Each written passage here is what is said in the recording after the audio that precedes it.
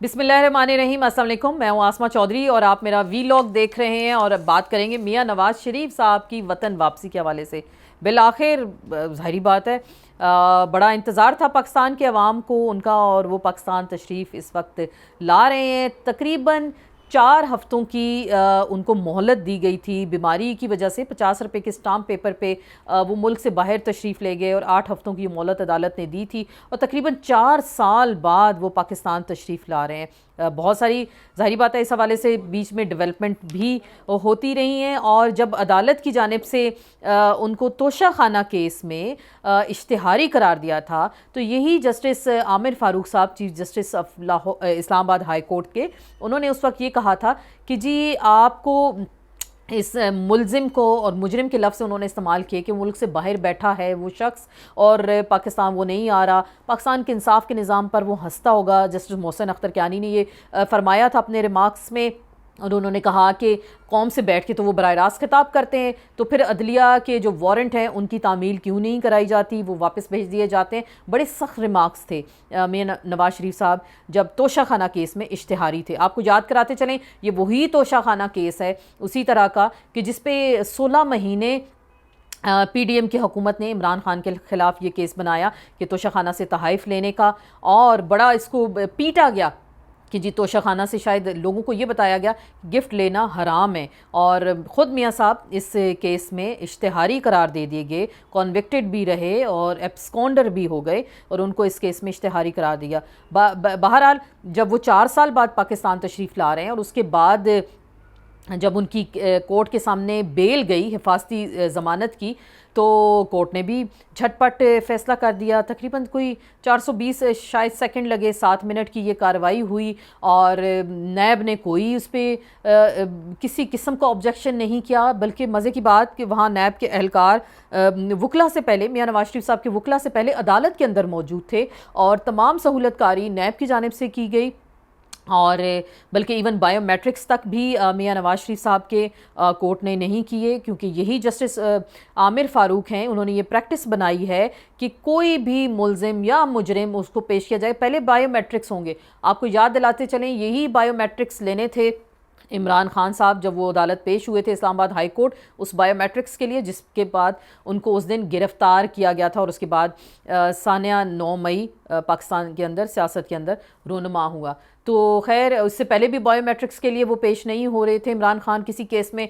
तो जब वो इस्लामाबाद तशरीफ़ लाए थे, तो उनकी रिहाइश गाह पे उस वक्त लाहौर में हमला किया गया था, पुलिस के लोग आए और लोगों को वहाँ बड़ी पैमाने पे गिरफ्तारियाँ हुई। तो हम छोटी सी डिटेल बता रहे हैं कि इस केस में मियां नवाज शरीफ साहब के कोई बायोमेट्रिक्स नहीं लिए गए, और कहा जा रहा है अता तारड़ साहब ने उनकी जगह अपने बायोमेट्रिक्स दिए।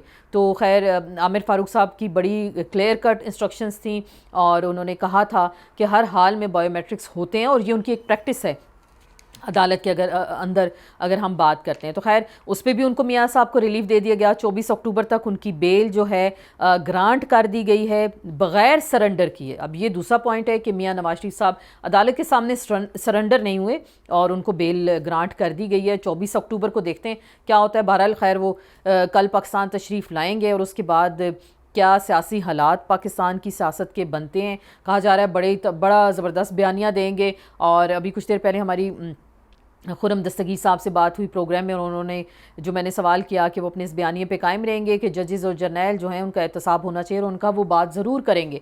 तो देखते हैं मियां नवाज शरीफ साहब की जो पार्टी के अंदर से एक सॉफ्ट आवाज़ आ रही थी कि जी मट्टी पाओ मियां साहब, इस बयानिए पे आपने बात नहीं करनी, तो क्या वो वाकई ही कल इस बयानिए पे बात होगी या नहीं होगी।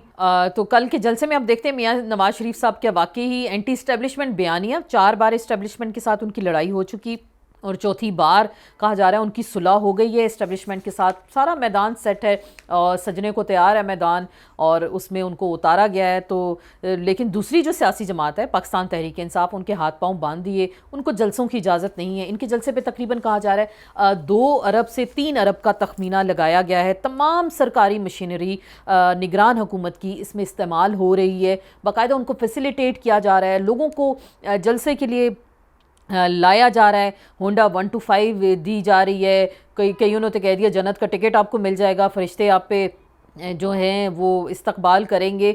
और बिरयानी और कीमे वाले नान से तो बात आगे बढ़ गई है और बड़े अच्छा खासा लोगों को पैसे भी ऑफ़र किए गए हैं। बात अगर ये होती है कि किसी भी अवामी लीडर ने जलसे से ख़िताब करना है तो अवाम उसके वालिहाना प्यार के लिए जो ख़ुद तशरीफ़ लाते हैं उसमें लोगों में तहाइफ नहीं बांटे जाते। और दूसरी बात, नून लीग ने ही कहा, ये सारी बातें नून लीग की जानिब से आ रही हैं। उन्होंने कहा कि जियो फेंसिंग के ज़रिए मोबाइल नंबर ट्रेस किए जाएंगे जो उनके वर्कर्स हैं, तो क्या वो आया जलसे के अंदर होंगे या नहीं, ये उनकी हाज़िरी यकीनी बनाई जाएगी।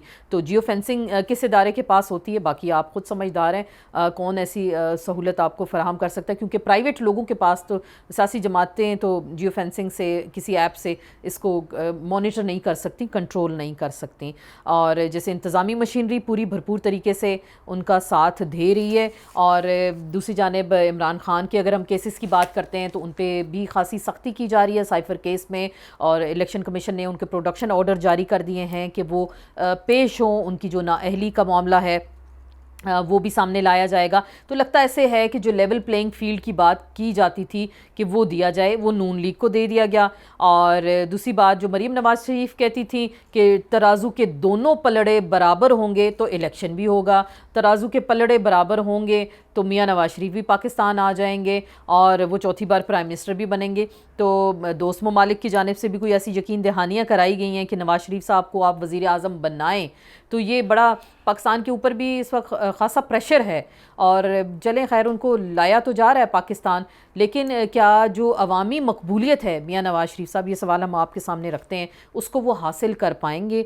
कबूलियत तो होगी बड़े हलकों में उनकी और मकबूलियत भी शायद होगी वहाँ पे, लेकिन अवामी मकबूलियत क्या वो हासिल कर पाएंगे या नहीं, ये तो बहरहाल जाहिर बात है पाकिस्तान के अवाम इलेक्शन डे वाले दिन ये फ़ैसला करेंगे। और पाकिस्तान जब वो आते हैं तो क्या 24 अक्टूबर को उनकी बेल ग्रांट हो जाती है मज़ीद, या उस दिन उनकी अगर अपील भी लगा दी जाती है फ़ौरन से, तो उस अपील में उनकी प्ली थी कि ऐसा उनके साथ कुछ नहीं, उन्होंने ऐसे किया, तो उसमें भी हो सकता है कोई उनको रिलीफ़ मिल जाए। बहरहाल पाकिस्तान की सियासत है, रिलीफ़ यहाँ मिलते रहते हैं, लोगों को सहूलत कारी की जाती है इक़्तिदार में लाने के लिए या इक़्तिदार से निकालने के लिए। तो ये मंजरनामा तो इतना दिलचस्प हो गया है कि इतनी तेज़ी से चीज़ें डेवलप हो रही होती हैं कि अब तो आम इंसान, आम पाकिस्तान का शहरी, वो भी इस पर ऑब्जेक्ट करता है कि पाकिस्तान की सियासत के हालात कहाँ जा रहे हैं।